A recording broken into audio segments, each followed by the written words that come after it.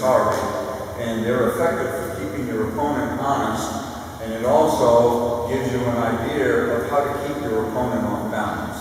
The first one is Harvey's particular favorite, and we'll start off with that one. Okay, Harvey.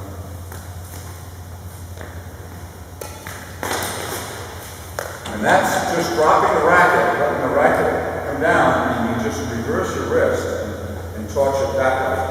And the closer you get to the net, the better. But effectively, when they see your arm go that way, they think you're going to go this way, and the racket face is actually going that way. The second one, this one I don't use too often, but it's also effective. It essentially does the same thing that does, but it's a little body thing. And that one, we usually get the opponent leaning that way, and that's all you have to do is get him leaning, because it doesn't have to be perfect, because he's got to change direction to get to it. Okay, there's another one. Harvey hasn't seen this one, so. And that's the same shot, it's just that it looks like you're going to drop it over there and then you hit it clear. And that also depends on where his partner is in the backcourt. All right, this one's effective, but it takes some practice, and you've got to learn how to strike the shuttle and where to cross the net. The most important thing with these two shots I'm going to show you is where it crosses the net. If you cross it, you want to hit it short. The further you get over towards the line, the better and more effective the shot is. Because if you cross it over in the center, your opponent can come across and hit it at any point between here and there. So the closer you cross it to the side of the court, he can't touch it until it goes over. Okay. So that one's a tough one to get. That one even takes a minute, so I'm not that precise, but it's a very effective shot.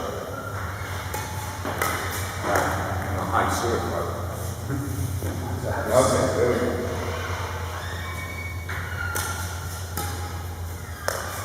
And that one, and Harvey makes a good example out of that. If it's served, his short serve is a little deeper in the court, so you can't charge it. You kind of let it come to you.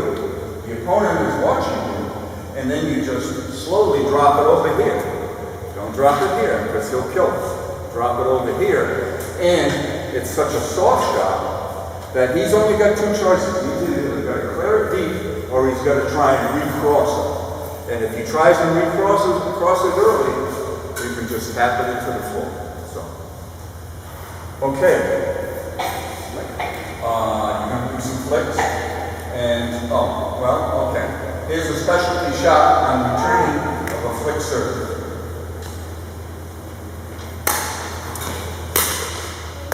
That shot is effective because basically the man who's hitting the flick serve will drop back to sides. So, his partner's in the backcourt, so the drop at the front of the court, your partner actually has to come around, and the opponent has to come around and get it. Either that, or if Harvey's quick enough to read the racket, he can come over and get it. But that's usually the best spot to hit it. You can't smash it back at that guy because he's backing up. But basically, if you've got that open spot, just be mindful of the fact that if your partner doesn't go to the net to cover that, you hit the drop, and you've got to follow it in, and your partner goes around in the backcourt. So there's a lot of team effort made in those shots. I like to use that shot a lot, and I try to get my partner to go in and cover the drop, because I'm already back hitting one smash, and I can see the shuttle coming up here. And I don't like to hit a lot of cross drops, because that leaves the front court exposed. And if I'm supposed to cover my own shot, then I've got an extra 6 feet to travel. If my partner and I decide that when the shuttle comes up to me, he goes in, that opens up that spot and that spot. So I would prefer my partner, whenever the shuttle comes up and I have to go to that court, my partner goes to the front court. Sounds great. Okay, my drive. Now, when you hit the clear, there's two kinds of clears you hit when they hit you with a flick serve, depending on where they hit it. If they get you deep and you're off balance, you're probably going to have to hit a high clear.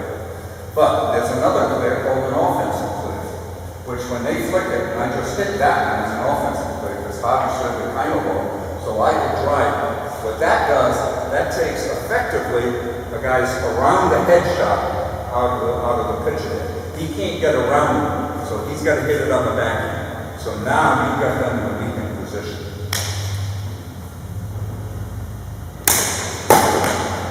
All right, Bobby's serve is quite low, and you might use that serve sometimes if the fella is uncomfortable with receiving a hard serve and you'll jam it. I'm fairly comfortable with it. So all I do is I just get a little bit lower. I don't try to get like this. I just get lower and the racket comes right down with me and I can drive it. The higher serve, you've got more options because it takes longer to get to you. So once you get comfortable with being able to move back, again, being a left-hander, I'm always pressed into my front foot, would be my right foot, and I push off that and it's a shuffle step. You don't have to take 2 shuffle steps, because if you have to go back this far, it's probably going to be out. So you got 2 shuffle steps, and then you're trying to get your weight and your mass and your momentum moving forward. You don't necessarily have to take a step, but in order to get the power, you have to rotate that hip into the shuttle. Right-handed, you rotate that hip into the shuttle. And then depending on where you want to hit it, you rotate your racket in the same direction. Okay? And then you move back to a good defensive position. But the whole effective point of getting that shuttle from back here is to use your power, and your power is not only your mass, but your racket head speed. So if your body stays back, you're not going to have nearly the power. What do you want to do? I'm going to serve that corner. You're going to serve to that corner. Okay.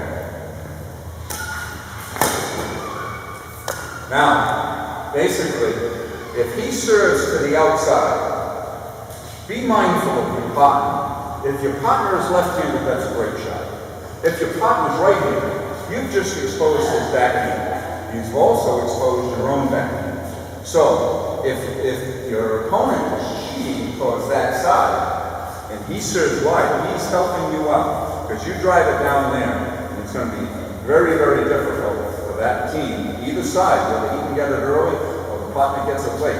It's going to be difficult for them to get the shuttle. So I very rarely, unless it's to really fool the opponent, I won't expose my partner's backhand. Okay, here's one. You really like this one. All right. He serves wide over here, and he's expecting to come over and get it. So to keep him honest, when I get over here, I recross it. And I try to cross it as far back over here as you can, because he'll be on his way that way, and he can reach and get it, because that's his forehand side. But if you make a good shot, you cross it far enough towards that corner, there's no way he can get it, because he's only got 1 step to get to that shot. Beyond that 1 step, which is about 6 feet, and it's about 10 foot over, so there's a 4 foot gap in there.